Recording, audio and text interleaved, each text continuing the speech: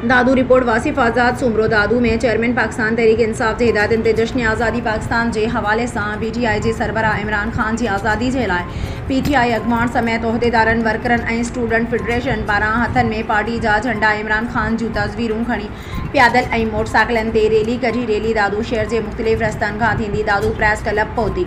Rally की अॻुवाणी ज़िले general secretary Zaheer Ahmad Chandio कई। रैली में मुख़्तलिफ़ इलाक़नि खां कारकुननि काफ़िलनि की सूरत में शिरकत कई। उन मौके ते मुज़ाहिरीन इमरान खान की आज़ादी जो मुतालबो किया। आज़ाद अदलिया ऐं सुप्रीम कोर्ट के फैसलन ते अमल दरामद करण जो पिण मुतालबो किया।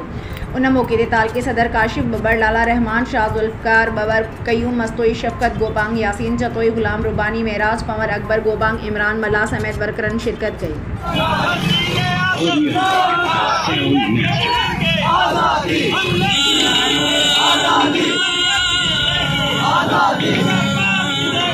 आज़ादी